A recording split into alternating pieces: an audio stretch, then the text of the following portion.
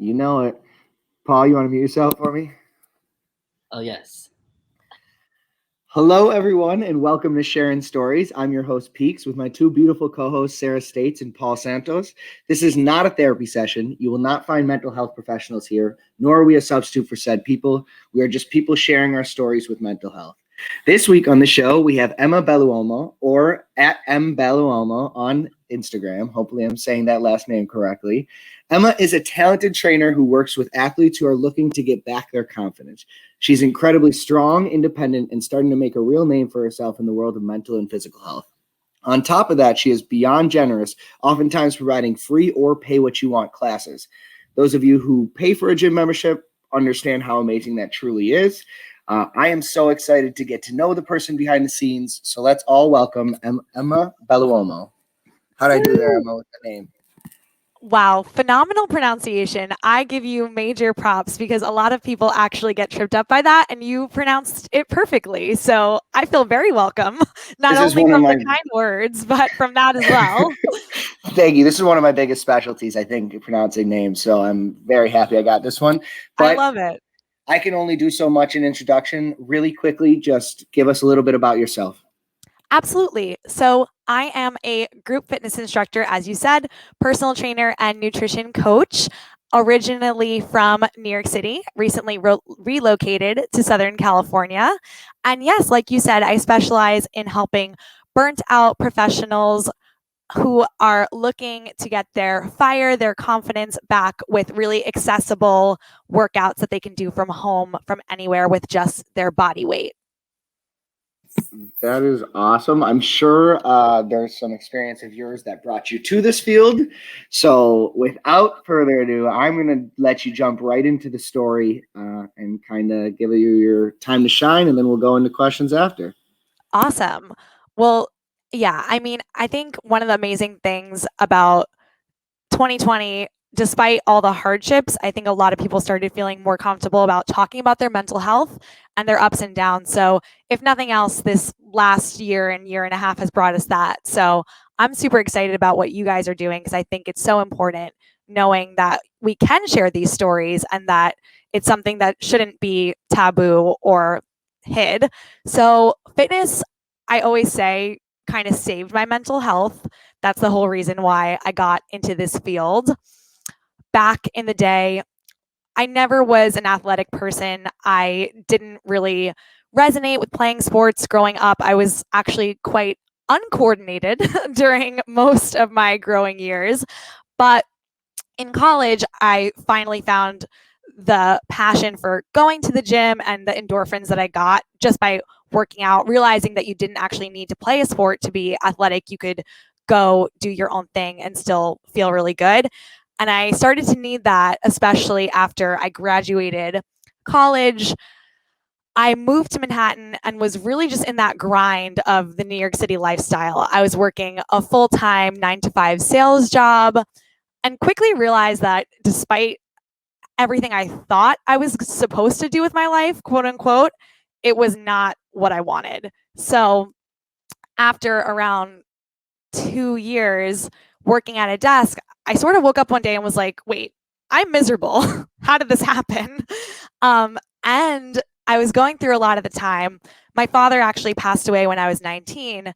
So combine that with just the upheaval of graduating college, trying to make your way through Manhattan and that crazy lifestyle, I was in a definite downward spiral, for lack of a better word, that I think looking back, I can realize it a lot more that I was struggling.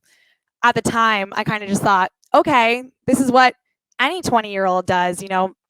I was really partying a lot, way too much, getting to the point where it was detrimental to my health because every time I would go out, in that New York City lifestyle, I was taking it way too far. So what essentially happened was one day when I'm in this crazy job, this crazy lifestyle, I started taking a lot of fitness classes because it was sort of when the New York City kind of fitness scene was first starting. This was back in around 2015. ClassPass had just started. So I was taking all these classes and really starting to find a lot of joy by the class that I was taking at the end of the day became the highlight of my day. And then slowly but surely, I thought to myself, if this is the happiest that I am, why am I sitting at a desk? Is there any way that I can maybe make this what I really want to do with my life? Because I was seeing these trainers and how passionate they were and how much I looked up to them and thought to myself, if I could just give someone else back what I'm feeling from these people, if there's some way that I can, take this joy that I'm feeling in these classes and give that to others, that's literally all I want. So I started auditioning. I really was just going for anything that I could. And after a little while, I got into this one training program, basically a spin studio in downtown Manhattan called Psych Fitness. And they didn't require any experience for teachers. So I was like, okay, great, count me in. And I auditioned for them, got into their training program, and ended up quitting my full-time job to pursue training for this studio and becoming a full-time fitness instructor. So that, I think, really helped save me, because it got to a point where I was teaching early morning classes, training all day long. You just can't show up hungover after a night of partying to these fitness classes when you're trying to give people endorphins. You can't be crawling in after being out till 5. So it almost really forced me to take a serious look at my mental and physical health. And it was a wake up call. And that's why I always say fitness really kind of saved my life, because I honestly don't know where I would be if I was still in those destructive patterns that I used to have. And it got to be really my passion. And here I am about 6 years later. That's amazing. And I kind of want to start with the fact that do you really think that you would have ever gotten into this passion if you weren't stuck at this, I don't want to say dead end, but like You can say job that dead you end. hated, this job that you hated, and if you didn't hate your job or you didn't go through this New York City lifestyle, do you think you would have ever found this on your own?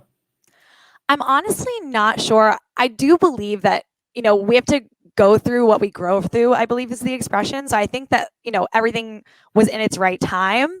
And I grew up in a family that was firmly rooted in the fashion industry. So, through my whole life, I just thought, this is what I'm going to do. And I think a lot of people have that mindset and expectations from their families where they just assume, okay, graduate, 4-year university, get a job. I've worked very hard, whether it's retail, internships, anything else in that field. I'd been working in that field since I was 14 years old. My first job in retail was when I was 14. And I kind of just thought, like, this is where I have thought I was going to be my whole life. And then I one day thought, okay, if it's not this, then I don't know what else. But at the same time, it was just a really natural progression, because I felt so comfortable at these studios and it was bringing me just more happiness than I'd felt in so long. Yeah, that's what we're all really looking for, right? That happiness For sure. for whatever Yeah. it is. But I do want to dig a little more deep into your kind of that personal life and where we got to like realizing that we need this happiness.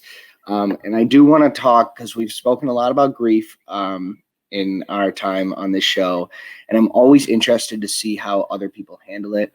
You said you lost your father at 19. I'm sorry to hear that, but I'd love Thank to you. know just a little bit about how the recovery was after that, what the process was like, and kind of the lessons you learned today that you still use in your everyday life or career. Absolutely. I mean, grief is such a process that I find is so different for everyone. And I think, literally 10 years have passed since that day. It doesn't get easier. And I think that's a really hard thing for people who haven't been through something like that to understand. Time passes, and in some way, the wound feels less acute, less painful, but you never really are like, okay, I'm past it or I've processed it. And I've processed it and evolved it in so many different ways and phases over those 10 years that it's just a constant evolution of that grief. I think that, I was young. 19 is a very formative age. You're not so young that you are still growing. we had so many memories together that were still so sharp in my mind, but you're still at that age where your whole life is ahead of you. So it's kind of a weird time. I was also in college, so I felt like I didn't really know how to process it. I had tried therapy at the time. Since then, I found a great therapist who I love, but at the time, I wasn't able to resonate with the therapy that I had tried. I think therapy is a very unique process. It's almost like dating. You really have to just like try a lot of different therapists before you find your one. And I didn't find my niche at that time. There was also just a feeling of, okay, you have to get back into your life after a week of, you take a week off. I literally took 10 days off from my sophomore year just because I thought, what am I going to do? Sit at home? I have to go back to my life. But there's this weird feeling of not knowing how, yet still having to continue to go through the motions. And it ended up being pretty destructive for me to not be able to articulate those feelings and to not really be able to talk about it because, all around me were my friends who were just experiencing this normal college experience. And even though I thought I was from the outside, looking back now, I can see like, wow, I was really struggling. And I was taking it out in these destructive processes of essentially partying, which it's something that I don't fault myself for because it was the only way that I really knew how to cope. But I am really glad that I was able to, safely get myself through that because it was sort of at the point where college experience, yeah, you're going out, you're drinking every night. It seems normalized, but it was very easy for me to take it to a level where, every night when I would go out, I would black out. And I'm not talking about just like, oh, haha, you wake up the next morning, you don't remember a little bit. It was like, no, wake up the next morning, 9 o'clock and onward was gone. And that's a pattern that can get super dangerous quickly, especially when you're, hearing from your friends, yeah, you were hysterically crying and I didn't know what to do. And I sort of was like, whoa, none of my friends really knew how to deal with that. And I don't fault them for that at all whatsoever. But it was just a very delicate kind of few years for me, for sure. I think that timing of being in college where it's already a culture, especially in New York City, where it's already a culture of drinking, like it is very easy to switch that drinking into slowly being a coping mechanism, but not realizing that you're doing it. Because I can think of times in my life where I have drank a decent amount, and there are times where I just drink, and I know I'm just drinking for the fun, for the social aspect. And there are also been times in my life where I have drank for the coping aspect. And it really is it's two different worlds. You're doing it completely in two different ways. It's almost like how quick can I get to the point of forgetting what I'm trying to forget versus the other way, which is just, hey, let's have fun with the people around us. So it's pretty terrifying. I think also sometimes it can be like you don't even know that you're using it as a coping mechanism. Like And it's I like, don't think I did, to be honest. yeah, like it's you only don't, now you're not looking even back. aware.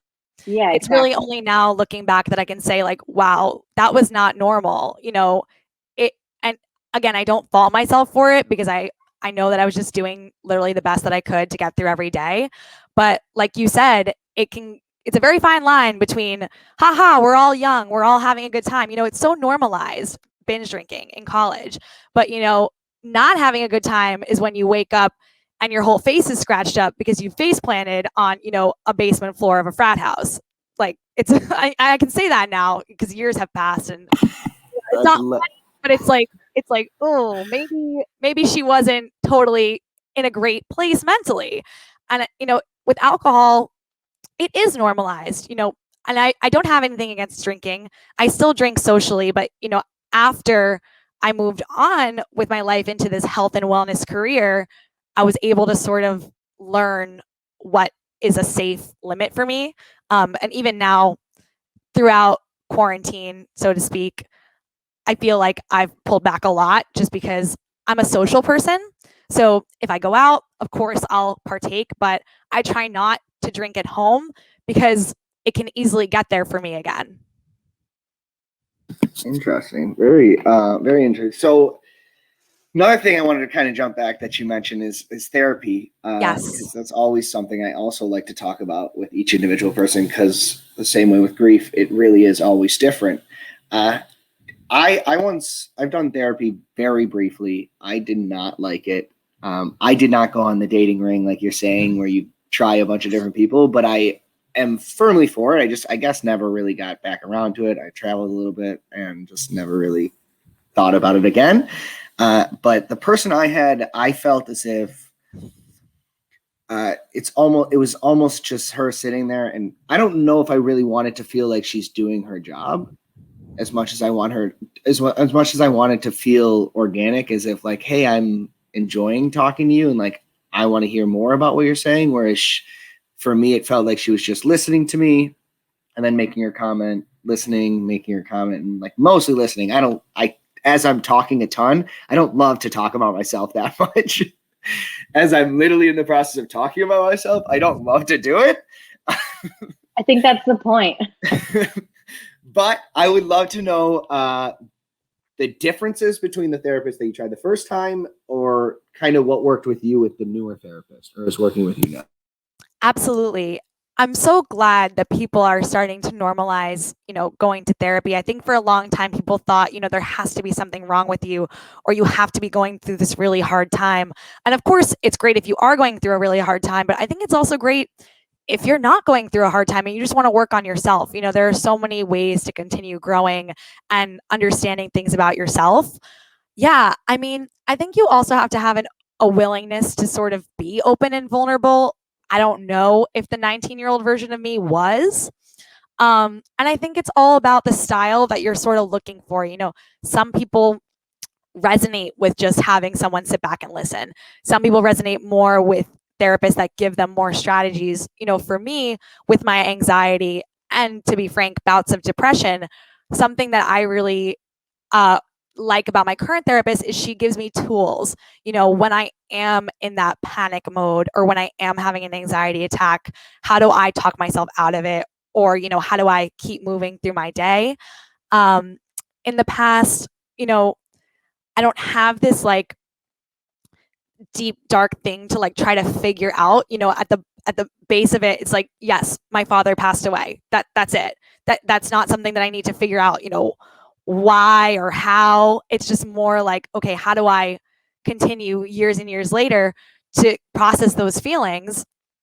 And for me, something that really helps is a therapist that gives me those tools, like how do I continue to move forward? But something that's really helped me recently is the realization that life is those highs and lows, and everyone has them.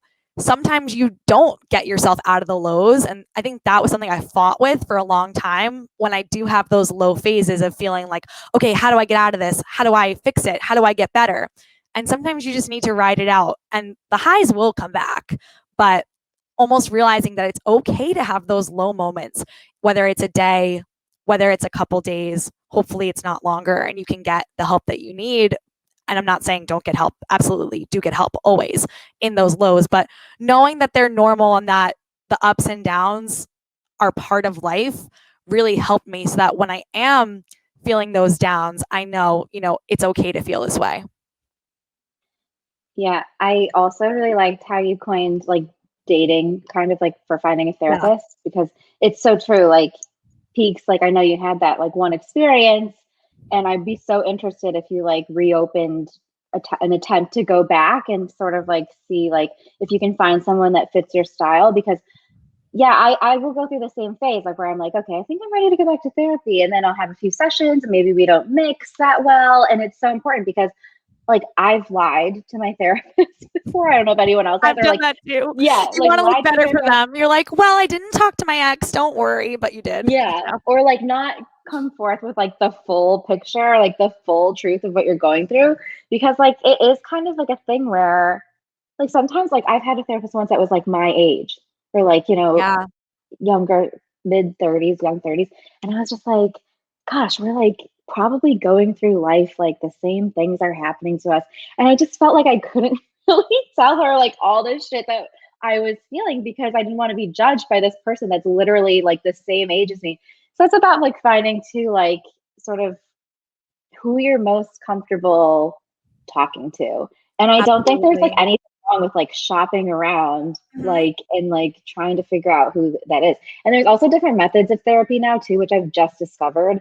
Like instead of just regular not regular, but like just cognitive behavioral therapy, like there's like someone just introduced me to EMDR, which is like this eye movement thing, Oh, which you can wow. do over the computer, which like it's so fascinating. So it's really about like finding the modality as well that like really works for you. Absolutely. And I think we also like have this picture of therapy of like, okay, I go to this office and I sit on this leather couch. But now it's 2021. We can do it online. I talk to my therapist when I go for walks, and that's how I get my steps in. We're on the phone. Maybe that's something that some people might not feel as comfortable with, going in and seeing someone face to face, but they can, video chat with someone or even text. That's something that I know people do as well. But yeah, I think you're so right. It is almost like that dating of like, okay, maybe this person and I didn't jive. Maybe I try someone else. Maybe some people want a man, some people want a woman. It's completely normal. And I think it's also really good to know that, you can take breaks too. Like, I feel like sometimes I'm in a space where, okay, maybe I'll take a little break from therapy and see how I do on my own. And then maybe I'll come back. And I think that's so normal and healthy to go through those periods in life. I think with anything, the key is just finding something that you're comfortable with. Like Sarah's saying, when I was in my therapist, I was omitting information. I Yep. know it. You leave it out. Why not? Yep. You don't need to know about that. Yep. You can ask me about this. I'll give you the surface level information, but you don't need to know exactly how I got to that point or what it is. So finding someone who you can literally just fully open up with, and I think that a huge thing with that would be honestly talking over the phone. I feel like giving a call on the walk and just like kind of having a normal phone call would help a lot of people who in person, including me, I think, to be more comfortable keeping those things in the loop and not omitting that information or not lying, like we said, overall. So therapy, it's different for everybody. It's great. Some people love it, some people don't. I always like to hear it from the people who are actually going through it. But I do want to kind of move on to your first time ever recognizing that you wanted a therapist or needed a therapist. Like, did something happen? Was the first time because of your father, and then more so recently, when you decided to go back? Was there something that happened? Was it this lifestyle that you were living in?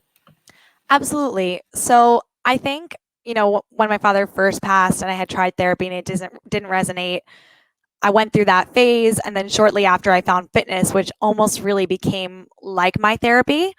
And for a while, I wasn't doing any therapy at all. I was truly using that outlet of working out and teaching as my release. I find that, as an instructor, you have to show up. So even on your hardest days, there were days when literally it got me out of bed to go see my clients and to go teach because I had to put on a good face for them. And it's almost like that fake it till you make it. Even when you're not feeling great, you get started and you get in the mode and you see those people that are relying on you to make their days better. And then I would feel, so fulfilled that I would feel so much better. And then it was probably actually around the time that I moved to California that I decided to go try therapy again.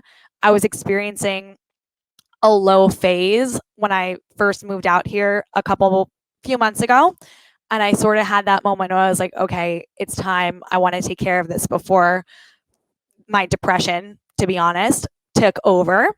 And I think that just overall, as much as it's amazing to live here and be in this beautiful place, I live in Southern California. My life is essentially a vacation.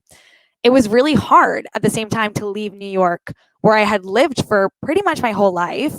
And especially in these times where you're not really socializing as much, you're not really going out and meeting new people. It was really hard to be away from my comfort zones, away from my friends, my family. So I kind of had this feeling of like, I have everything I want. I'm in this beautiful place. I love my job. I love where I'm at. So why do I feel this way? And I think that's something that people, judge themselves for a lot. sometimes you don't have a reason to feel sad or to feel emotional or to feel anxious or depressed. Like, it's okay if those feelings don't have a root or a cause. They're normal. So that was why I decided to try it again. I see this commonly. I don't know if there is a word for it, but if there is, it's probably just depression guilt.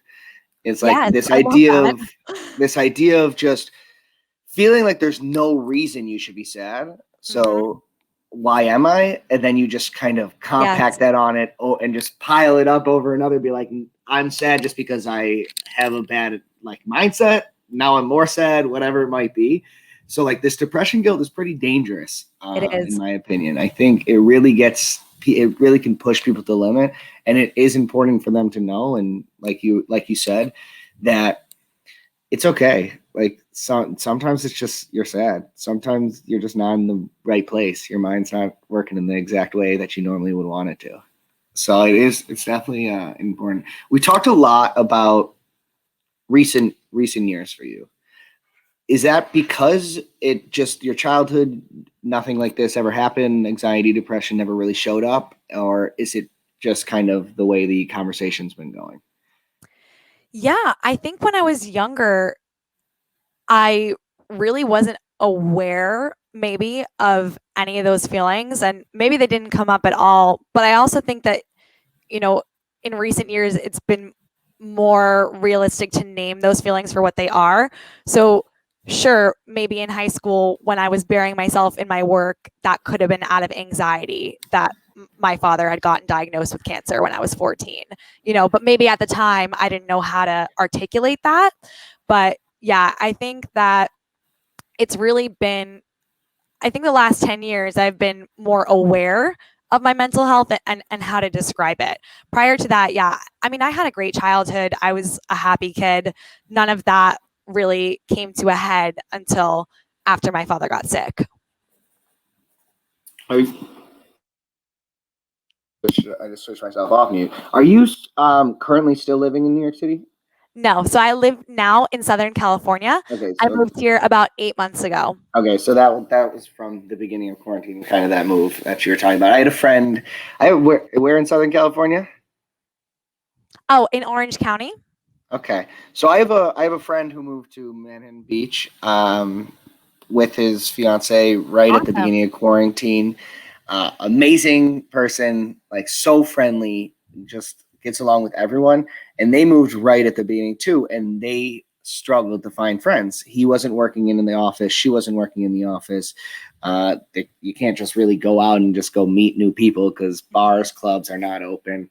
So it's really interesting to see that dynamic and see how people go into this new situation of being less social than they've always been, especially for someone who's been, like you said, social all the time. You can tell by your vibrant attitude that you clearly are. Thank you. How how important was your work at this point for you? Very important. So during early quarantine, I was still living in Manhattan, and that was when I actually developed my own personal fitness brand, because prior to that, I had always taught for studios. And of course, now the studios had closed at that time. So I thought, okay, I'm in this tiny apartment with no equipment. What can I do? So that was when I created Elevate Body, which is my 35-minute body weight only workout. Super accessible. You can do it from anywhere. That was really important to me. So when I moved to California a few months later, I hadn't been planning on teaching in person at all. I had really only been planning on focusing on building up Elevate. But I thought to myself, I got to get out of my house somehow. So that's when I started teaching locally at a cycling studio near here. And that's really helped me start to meet people, even if we're not going out and socializing. Just that human connection face to face, I think, is something that is really important for me as well. Do you? Oh, sorry, Sarah. You can take That's it away. okay. I was just curious because so like I feel like my life in New York City in a way like mirrors like sort of yours with the sort of getting swept away by the partying and that sort of lifestyle. And then the going into fitness and like sort of channeling finding that and then channeling my energy into that instead, which was like really good for me because it kind of just kicked that out of me. Yeah. I did find that I couldn't, like, as hard as I attacked that, it got me out of this sort of place that I was in, but ultimately it wasn't a sustainable lifestyle for me. Like, I was very, very serious. I was even auditioning for some spin studios, like just like sort of like in a similar way, but I just couldn't sustain that sort of life because Yeah. I'm not as social as I think that you are. Or I think it would be too much, like, for me to have to show up every day and like perform in a way that even on those days that you don't feel like it. So I'm Absolutely. curious, like, how you sort of sustain, um, even when you're having those off days, or like when you don't want to show up, but you have to because it's your job, and like you have to be there for people, and people depend on you to like lead them in this like very energetic, I'm sure, like high energy way. Like, how do you inspire people when you're maybe not feeling so inspired yourself? That's such a great question. I think I definitely require recharging a lot. I almost call myself, an introverted extrovert. I have those moments of being very social and really craving human connection and going, all out with that energy, but then I need to recharge. So, at the end of the day, you might find me alone in my room, not wanting to talk to anyone and just literally wanting to tune out and scroll through TikTok for hours. That's like how I kind of reboot. But yeah, I mean, for me, on the days that I don't feel it, that I want to show up, I always think of two things. I started doing this because I was a client. So I always think back to myself and what I wanted when I was a client. You don't want that instructor who's like, ugh, I don't want to be here. Because then you're like, well, I don't want to be here either. This is about to be hard. I'm about to sweat for an hour. You think I want to do this? You don't want that. So I always try to put that best face on because you never know what your client is going through. You don't know what they've done today, how much struggle they've had that day. Like, this could be the best part of their day, which it was for me. So I always think of that first and foremost in my mind. And then it's really my clients that give me so much passion because we get to know each other. It becomes more than just that, okay, hi, we're on Zoom, bye. We have that community, which is so, so important to me to be able to help my clients not only with their actual workout, but, tune in with them, know, do they work? Do they have kids? What do they do besides working out? All those things are so important to me. And then they become almost friends and, for lack of a better word, family. So even just seeing them and knowing, okay, I might not feel great today, but I'm going to see my client here and then I'm going to go see her there. And, whatever it is, you feel that connection and it really helps. Yeah, I think a physical and mental health are completely intertwined, and doing Yes. these, like doing this fitness, really helps you mentally as well. Mhm. And but getting to know people in these regards, like as a teacher, too, I'm a teacher, and as a teacher, sitting down, those moments where I sit down with with a student one-on-one and ask them about their weekend, or ask them about this, or talk to them about something on TikTok nowadays, are the moments they remember. Yeah. Is even as much as school is, like how much time they're there, those are the moments that they bring back up. And I think the same thing kind of happens with you. I want to know if there are specific things you incorporate in your classes that involve mental health. Are there times where you just sit down and talk with your people? Are there meditation moments? Are there stretching moments where you kind of have this relaxation? Absolutely. So I actually start all of my classes with a mindful moment before the actual workout begins. I feel like it's really important on Zoom as well because we are so in technology these days. Pretty much all day, you're probably staring at a screen. So I find it really important to just take a quick 45 to 60 seconds before we actually start working out to truly just sit and focus our intention on the moment that's about to happen. You could call it a bit of a meditation. Really, it's just a moment of silence where we connect to our breath, start to think about literally what's ahead as opposed to the thoughts that are running away. I struggle with that. Pretty much all the things that I try to impact to my clients are things that I struggle with because I know that I need to work on them too. Being present, probably my biggest struggle. And I always say in all my classes that the 45 minutes to an hour to whatever it is that I'm teaching, it's the most present that I am in my entire day because I have to be locked into them. I'm not thinking about, what that guy said or what I'm eating for dinner or, a fight with my sister, whatever it is. My sister and I don't fight. She's probably going to listen to this and be like, what? But you know what I mean? So basically, I find that taking that moment to really disconnect from everything else that's going on and truly focus on your workout gives you that mental experience to actually feel better as well, instead of scrolling through your phone up until literally you start doing mountain climbers or whatever it is. So there's definitely that. My program, it's Elevate Body, and then my community, we call it Progress Over Perfection, definitely speaks to that mental health aspect. I find that when you do get in fitness, sort of what Sarah was saying, it's very easy to go all out and go the opposite way of like burning out almost and just trying to lose yourself in these aesthetic goals, 10-day challenges, abs for summer, all that crazy stuff. And it can get really easy to just go the opposite extreme. So that's something that from a mental health perspective, I really try to impart to my clients. We don't have to feel like we need to have a six pack in 7 days, truly progress over perfection. Every class we're getting a little bit stronger, and that's more sustainable because that is how it becomes a lifestyle, as opposed to, okay, Memorial Day weekend's next week, so I'm going to work out for 3 hours a day up until then. That's something that's not my brand at all.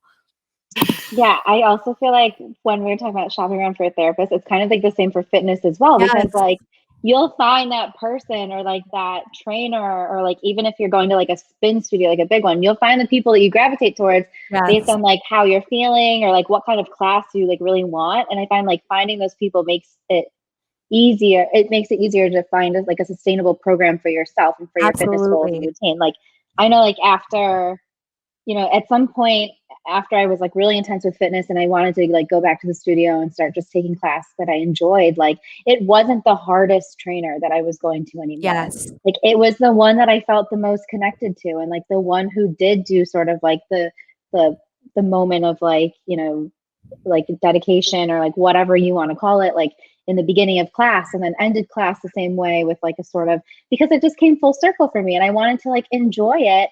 And when you're enjoying it, or like when I was enjoying it, I think that I got more out of it in both my, like the way I performed in the class, and also just like what you take with you when you leave and walk out the door. Like you feel so good that you want to keep going back. Like you're not going to burn out because like you're going to just do it because you love it. So I think that's so important. I completely agree. I always say, working out, it should be fun. It should feel like an experience, not a punishment. If you leave your workout feeling burnt out and drained, and like your trainer yelled at you to burn off the calories that you're going to eat at brunch, that's probably not the most healthy atmosphere to be in. So that's something that I completely agree, Sarah. It becomes about the person, and especially just the environment that they create. It should be supportive, and you never know where someone is on their fitness journey. Supportive. That's the main thing there. Yeah. I'm terrified. I have not gone to a gym in a long time. I guess I go to a climbing gym now, but I've stayed away from gyms for a while. So I'm not going to talk too much on it. Hey, as someone who does struggle getting some consistency in the gym, are there any tips you might have? Absolutely. I mean, I think one of the biggest things to realize is, you don't have to go from 0 to 1,000 in a day. Starting small is completely achievable. I think a lot of times we think to ourselves, oh, I have to get in shape. Okay, time to starve myself and run 5 miles every day. It's like, what if you took a 10-minute walk? And then what if that 10-minute walk became a 30-minute walk? And then what if you tried yoga or anything? I think that there's so many different ways to be healthy and to be in a fitness journey. It doesn't look the same for everybody. So maybe you tried one workout and that didn't resonate with you. Try another one. Not this. I always preach that, my class, I'm not going to say is the best for every single person. Some people feel really good about yoga. Some people feel really good about lifting weights. Some people do climbing, and that's amazing. Do something, but don't compare yourself to other people and don't feel like you have to go crazy every single day, because that's not sustainable. We all have phases where life just hits and we say, oh man, it's been 3 weeks since I've done anything.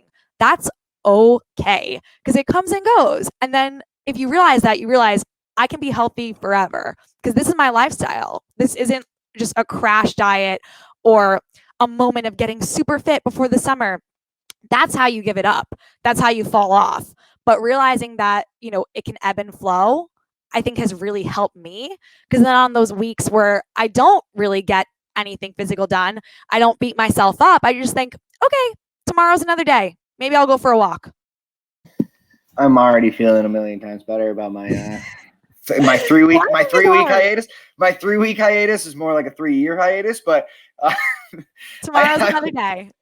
I want to present a question kind of to everybody, because I think something you said earlier about how that 45 minutes to an hour you're in class is when you're the most present in the day. Yes. I think being present is something that this world is now struggling with more and more, and it's going to continue to struggle with more and more, just with phones and everything. So for everyone, what are some ways outside of work, when you have to be present, what are some ways to maintain presence in social interactions, just in everyday life?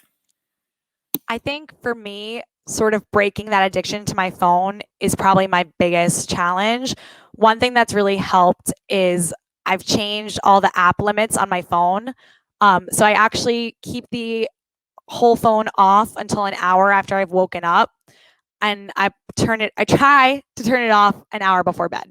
The second part doesn't always happen every day, but I do my best. The first part, I notice a huge difference. When I wake up and I go right into scrolling, it is really hard for me to be present for the rest of the day. But when I take that time off my phone, I find it's a lot easier. And then, when my hour time limit on Instagram expires, I try not to go on. And it's hard. It's an addiction. You feel that phantom limb to click it.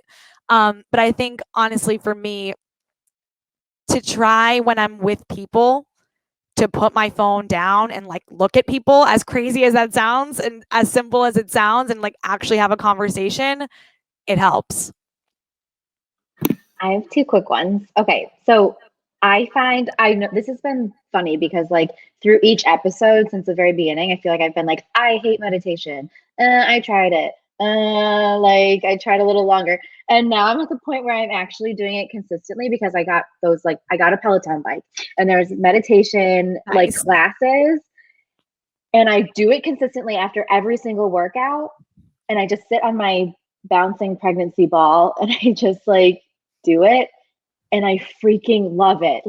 I don't know what happened, but it clicked. And one day I was like, oh my God, this is the way to start my day, because it helps me to be so present in the moment that's something I carry with me. And then my other quick thing is, I actually have tried to be more present on social media, but not increase my time on social media, increase my interaction and genuine interaction, even with people that I maybe haven't interacted with in a very long time. And that has helped me to become a better person. I love that. Which I think translates to presence. I like that. And using the platform that kind of pulls you away from this to kind of gain a little bit more interest in the presence around you and what's going on. I get terrified because I'll literally be in a conversation and pick up my phone and open up Instagram or something without realizing it. Yep. And then then I look down, I'm like, Instagram's out, and Instagram's up. And I'm like, I'm literally talking to someone. Why is this happening? Who did this to me? Is there some sort of a terrifying robot within me who just wanted me to open up whatever app I could possibly open up?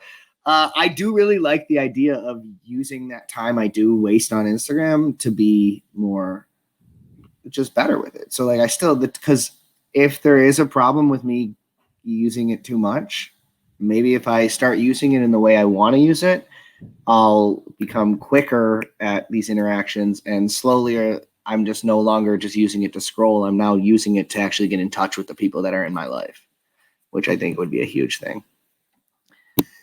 Paul? So for me, like what Sarah said, just using social media.